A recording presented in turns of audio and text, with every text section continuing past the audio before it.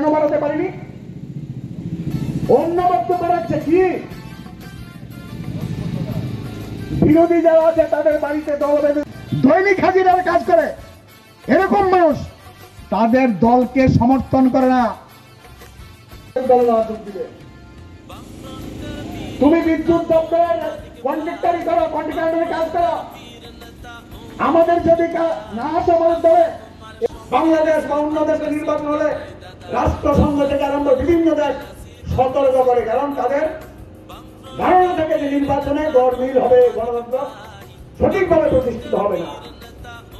এই 18তম লোকসভা নির্বাচনের আগে আমরা দেখলাম রাষ্ট্রসংঘ, আমেরিকা, জার্মানি তারা আজকে বলছে আমাদের দেশে গণতান্ত্রিক ব্যবস্থা যাতে ঠিকভাবে প্রয়োগ করে তার জন্য সতর্ক করছে। এটা আমাদের লজ্জা। আইন ইত্যাদি তৈরি করতে গেলে পরে এই যুগ্ম তালিকা থেকে রাজ্যের সঙ্গে একটু কথা বলতে হয় এবং তারপর যদি কোনো আইন তৈরি করে, রাজ্য যদি সেই বিষয়ের উপর আবার কোনো আইন তৈরি করে, কেন্দ্র এই বিষয়ের উপর যে আইনটা তৈরি করলো তার পরিপন্থী হতে পারবে না। ঠিক আছে, তা যদি না হয় তাহলে তো দেশে দুর্বল হয়ে যাবে।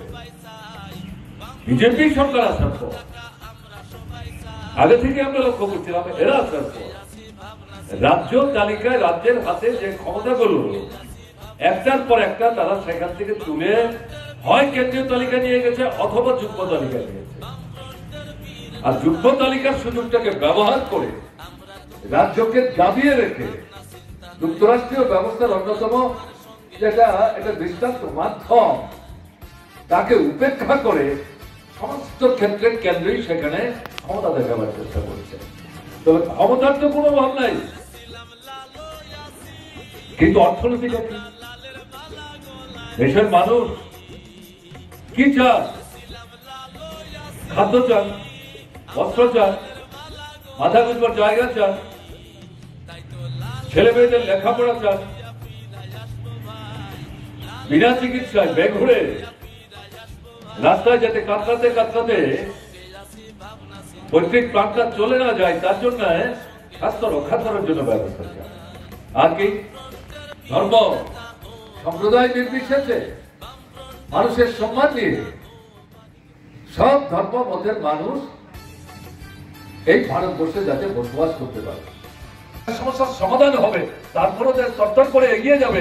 আমার আপনার ঘরে লাখো কোটি ছেলে মেয়ে কাজ পেয়ে যাবে, বিশ্বাস করেন? আমি সবিনয় জিজ্ঞেস করবো, বিজেপি যারা করেন প্রকাশ্যে না বললো নিজের বুকে হাত রেখে নিজেকে নিজে প্রশ্ন করুন, এই সরকার আসলে পরে আপনার ছেলে মেয়ের চাকরি হবে তার কোনো নিশ্চয়তা আছে? আপনি বিশ্বাস করেন? আমার তো মনে হয় ন্যূনতম যদি সততা থাকে বিশ্বাস করতে পারে। এই জায়গায় দাঁড়িয়ে এরকম একটা সরকারকে কেন তৃতীয়বারের দিন আসতে দেওয়া হয়? ঠিক আছে, প্রথম এসছে, আচ্ছা আমার একটু সুযোগ দেয়, দ্বিতীয়বার হলো তো আর কত সুযোগ দেবে? আর পরে সুযোগ দিতে দিতে আমাকে আপনাকে শ্মশানে যেতে হবে, দেশটাকে থাকবে না।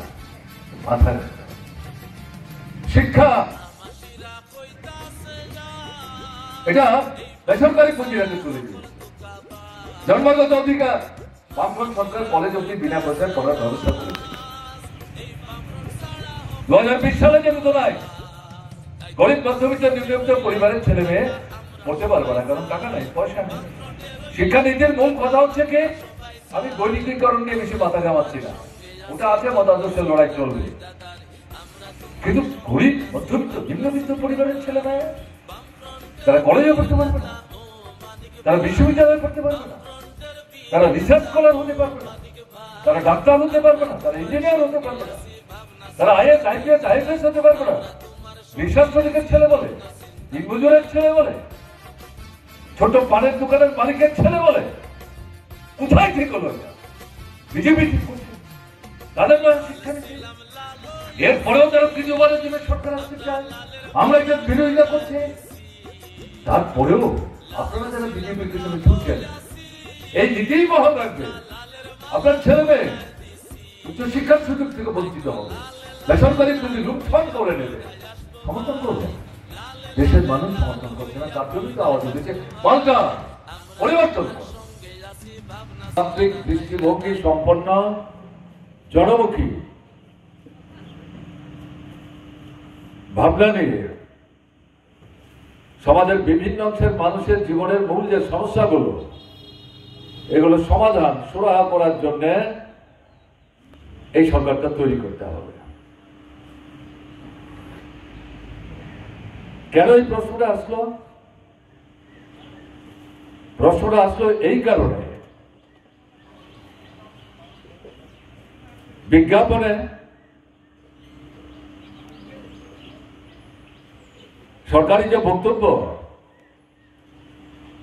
সারা দেশে যেমন প্রধানমন্ত্রী, আমাদের রাজ্য মুখ্যমন্ত্রী, তাতে কিন্তু উন্নয়ন আকাশচুম্বী, আকাশ ভেদ করে চলে যাওয়ার মতো, কিন্তু মানুষের জীবনের, সারা ভারতবর্ষের এবং ত্রিপুরার অভিজ্ঞতা সম্পূর্ণ উল্টো। এই অভিজ্ঞতা থেকেই কিন্তু মানুষ, মনে করবেন না এই 26টা 27টা রাজনৈতিক দল যারা মিলে ইন্ডিয়া ব্লক তৈরি করেছে, তাদের নেতাদের মস্তিষ্ক প্রসূত এই স্লোগান, তাদেরকে একটা জায়গায় আনতে অনেক কসরত করতে হয়েছে। এই স্লোগান জনগণের দিক থেকে উচ্চারিত স্লোগান। কারণটা কি? এই যে সরকারটা গত 10 বছর যাবৎ দিল্লি থেকে দেশ চালাচ্ছে, সমস্ত ক্ষমতা তাদের হাতে। আমাদের সংবিধানের 3টা তালিকা আছে।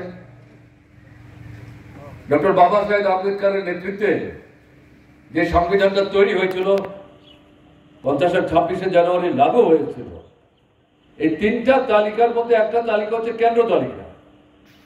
নির্দিষ্ট করা আছে বিষয়, কারোর কোনো বিতর্ক নেই। একটা তালিকা হচ্ছে রাজ্য তালিকা, তাতেও নির্দিষ্ট করা আছে বিষয়, এতে কেন্দ্রের কোনো আপত্তি ছিল না। মাঝখানে আরেকটা তালিকা, এটাকে যুগ্ম তালিকা বলে। যুগ্ম তালিকা, এটার উপর কেন্দ্রের যেমন হক আছে, রাজ্যেরও হক আছে।